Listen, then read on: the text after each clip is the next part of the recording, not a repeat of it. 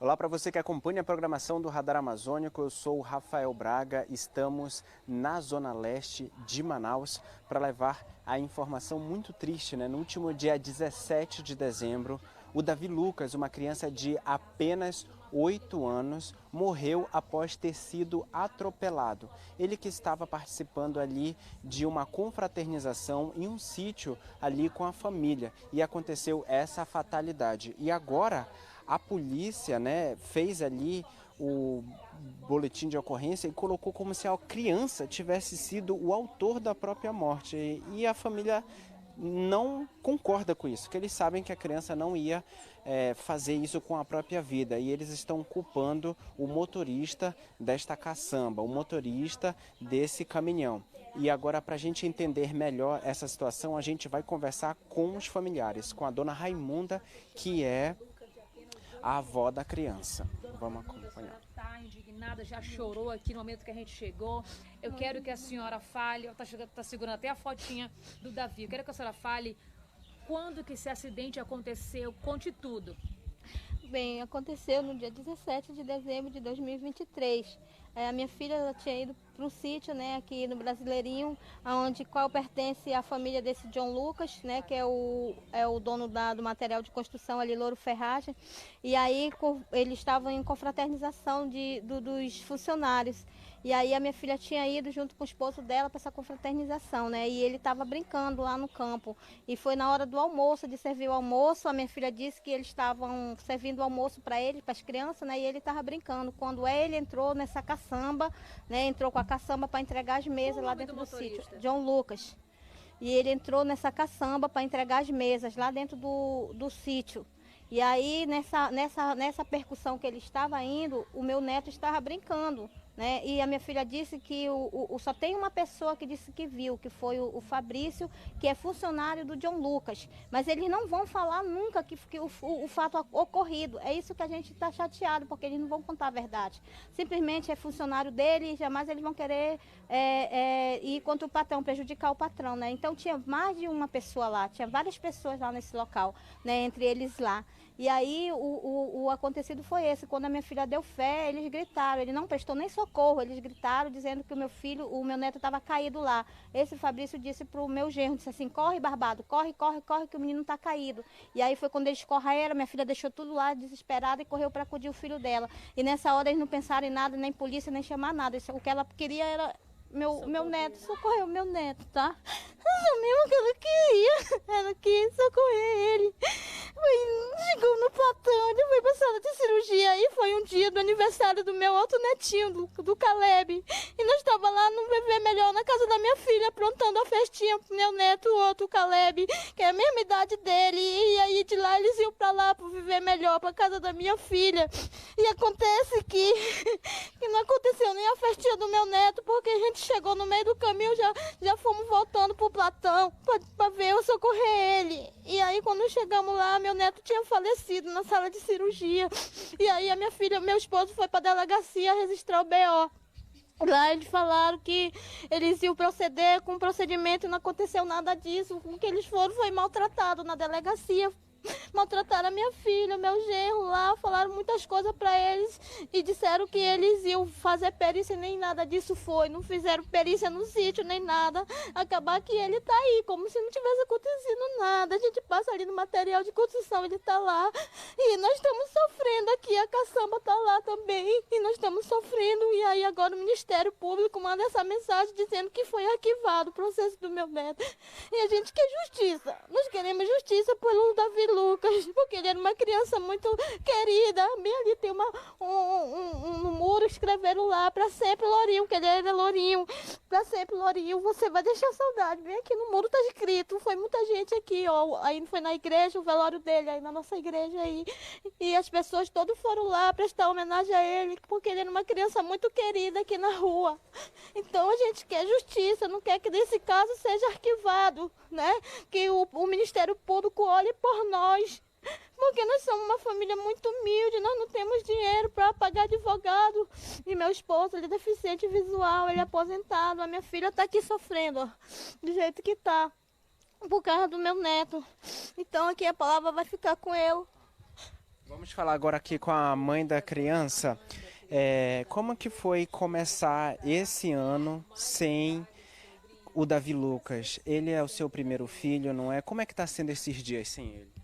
Assim, ele não é meu primeiro filho, ele é o segundo, né?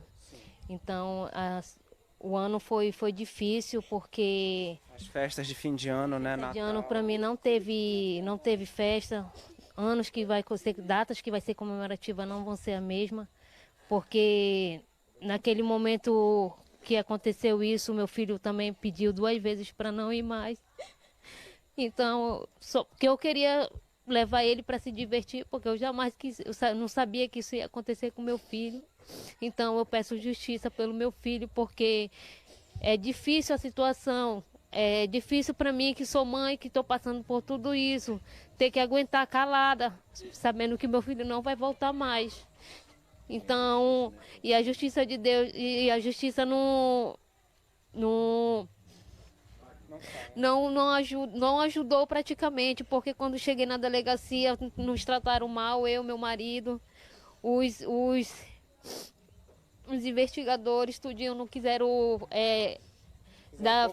fizeram pouco caso do caso do meu filho, não quiseram fazer perícia, não quiseram dar procedimento, quase nada. Então, agora essa semana eu recebi pela justiça o despacho do arquivamento do caso do meu filho, porque no processo ele está como se fosse o autor da própria morte dele. E eu fico indignada por isso, porque como é que meu filho está com 8 anos ia se matar logo dentro de um sítio?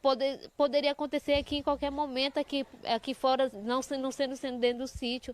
E isso foi acontecer dentro do sítio. E lá ele estava feliz, brincando, se divertindo, né? Sim, ele morreu. Você estava onde no momento que o acidente aconteceu? Como que você ficou sabendo que a criança estava já no chão? Eu estava dentro da casa, né, ao redor da casa. Foi quando eu ouvi o Fabrício, né, que estava em cima da caçamba, gritando pelo nome do meu marido. Quem é né? o Fabrício? É o funcionário dele. Foi na hora que ele gritou: Barbado, bateu, corre que bateu teu filho. Foi na hora que eu virei de costas, só vi meu filho lá perto da trave, onde que ele estava brincando, tentando se levantar. Me diz uma coisa, esse acidente ele aconteceu ali dentro do sítio. Foi no momento em que ele estava tentando dar uma ré e não viu a criança? Foi pela parte da frente? Vocês que estavam lá sabem explicar mais ou menos como que aconteceu? Não, eu não sei como é que foi essa batida dele, até entanto, porque no laudo do ML diz que deu hemorragia interna. E então, até no processo que eu recebi do despacho do arquivamento dele, tá dizendo que não sabem se foi atropelamento, se ele morreu pelo atropelamento ou pela queda que aconteceu. Mas quando eu cheguei aí no Platão Araújo, a médica me informou: mãezinha, como é que foi o que foi que aconteceu? Eu falei: doutora, eu não sei lhe explicar porque eu não vi. Mas o que me disseram foi que ele caiu da caçamba. Ela falou: isso não foi queda, mãezinha. Por seu filho ter chegado no estado que ele chegou, isso não foi queda. Estourou tudo por dentro do seu filho foi atropelado. Não tinha como ser uma queda. Não tinha como ser uma queda. Ela falou: se fosse uma queda, tinha batido o bracinho dele, tinha caído, quebrado alguma coisa, mas do jeito que o seu filho chegou aqui, e eu até no momento eu perguntei: doutora, você pode fazer o que pelo meu filho? Ela falou: a gente vai tentar o possível, porque a situação do teu filho é complicada. Então, quando foi por volta ele entrou mais 11h30, por volta das 1h45, o médico veio me dizer que o meu filho veio a óbito porque ele não resistiu.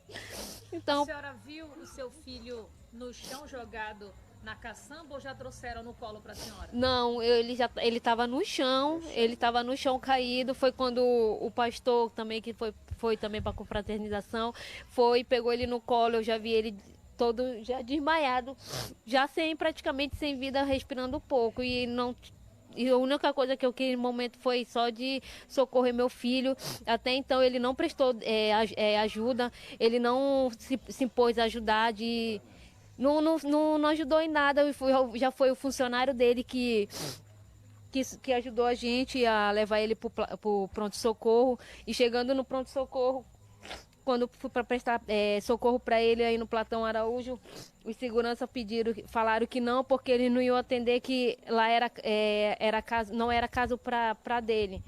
E sim, eu tinha que procurar uma UPA que se recusaram. Então, até então que eu fiquei um tempo parado com meu filho, sabendo o que fazer, e foi no momento que meu esposo pegou e viu uma ambulância e pediu pro socorrista, pelo amor de Deus, socorre ele, porque ele não tá resistindo.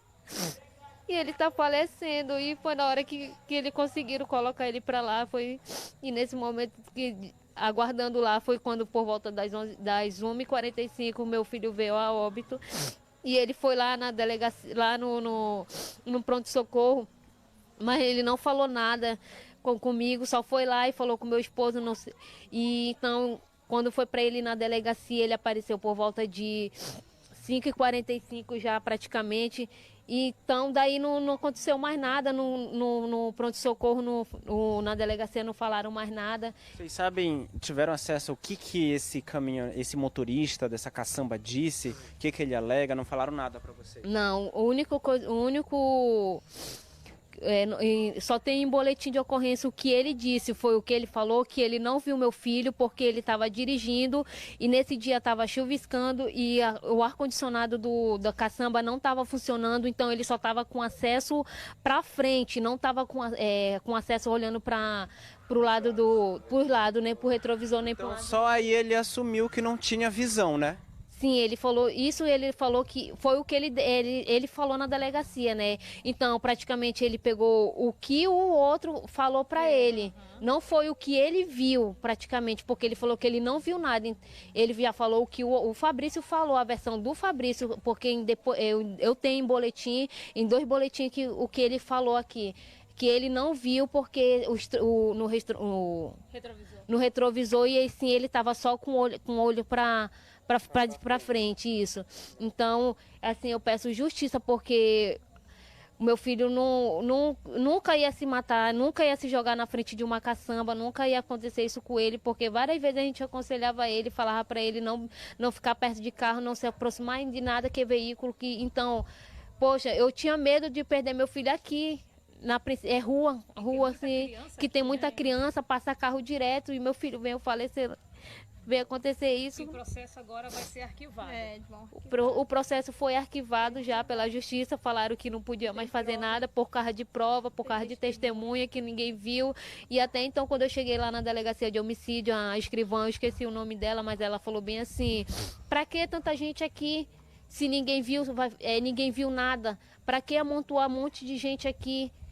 E o que vai acontecer, o que está acontecendo é que foi o que o Fabrício viu. Ele viu que seu filho tentou subir na caçamba e caiu, desequilibrou e caiu. Isso que ela me falou. E eu fiquei indignada com ela porque eu estava com 2 dias que tinha acabado de enterrar meu filho para ouvir essas coisas dela e do doutor Gideão também. Que ele falando pra gente, perguntando se o meu filho tinha algum problema. Se o meu filho tivesse problema, eu jamais ia deixar meu filho para ir pro campo brincar só. Se o meu filho tivesse alguma deficiência, eu não ia fazer isso. Meu filho era bom, era bem de saúde, meu filho era saudável e gostava de brincar. E ele praticamente morreu brincando e fazendo o que ele gostava. Ele estava jogando no time aí, América, Minas Gerais. Minas Gerais. O sonho dele era jogar bola. Ele dizia: vô, eu vou ser um grande jogador, eu vou ajudar minha mãe. Comprei uma casa para minha mãe, eu vou fazer tudo pela minha mãe. Ele dizia, e eu levava ele para os treinos lá no América, onde ele jogava na escolinha de futebol. Ele estava muito feliz mesmo jogando lá. E o sonho dele foi interrompido. Foi interrompido, no entanto que os pessoal do América vieram aqui, nos ajudaram muito, sabe? Foi o único que nos ajudaram, foi os professores dele do América. Nem ele mesmo nos ajudou, nem ele mesmo não quis ajudar, prestou socorro pro meu neto, ajudou a minha filha, nem nada. Ele tá lá agora, na empresa dele lá, como se não tivesse feito nada, no celular. Quando a gente passa lá no ônibus, ele tá lá no celular teclando, como se nada tivesse acontecido. E nós aqui, desse jeito, né? E o que nós subimos também, e a mulher dele tava com ele dentro da caçamba. A mulher dele, a esposa dele, nesse dia, estava com ele dentro da caçamba, da cabine da caçamba, e não rolaram ela como testemunha. Agora, por que não rolaram ela se ela também estava lá junto? Eles deveriam ter chamado ela também para testemunhar, né? Mas não, só chamaram o Fabrício para testemunhar. Então a versão que está lá é do Fabrício. E ele contou o que o Fabrício falou para ele, não foi o acontecido. E outra, tipo assim, o Fabrício é funcionário dele, trabalhava junto com ele, que agora ele saiu de lá da empresa, né? Trabalhava junto com ele, então o que a gente achava? Ele não ia falar, ele não ia prejudicar o patrão, eu tô certo ou tô errado? Ele nunca ia querer prejudicar o patrão. Então é essa a versão. E a gente quer justiça, nós queremos justiça por isso. Vocês querem aproveitar aqui, fazer um apelo para alguma autoridade que possa ajudar você? Como vocês disseram, né, que vocês não têm recursos, né?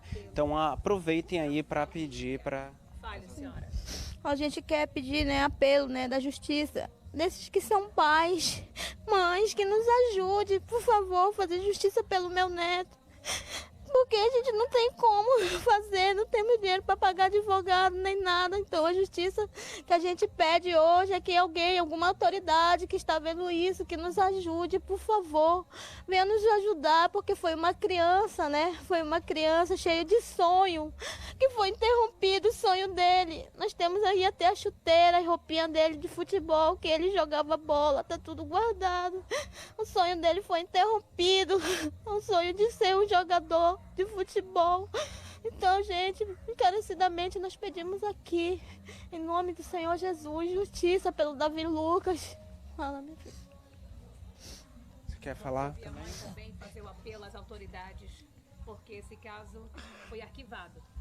Sim, eu quero aqui pedir para as autoridades, as mães que são advogadas, deputadas, que também têm filho, e só quem perde um filho sabe a dor que a gente passa.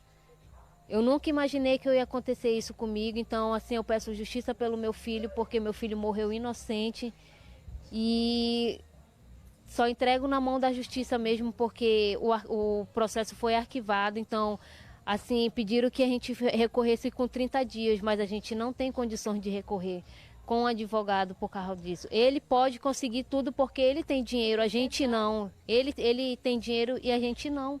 Então eu peço, por favor, quem puder nos ajudar a recorrer o caso do meu filho, eu agradeço muito do fundo do meu coração. Muito obrigada, mãe. Obrigado.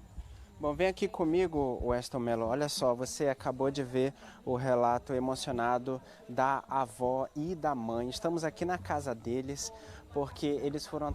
Essa criança de 8 anos, apenas 8 anos, Davi Lucas, né, que tinha o sonho de ser jogador de futebol, teve o sonho interrompido após participar de uma confraternização em um sítio.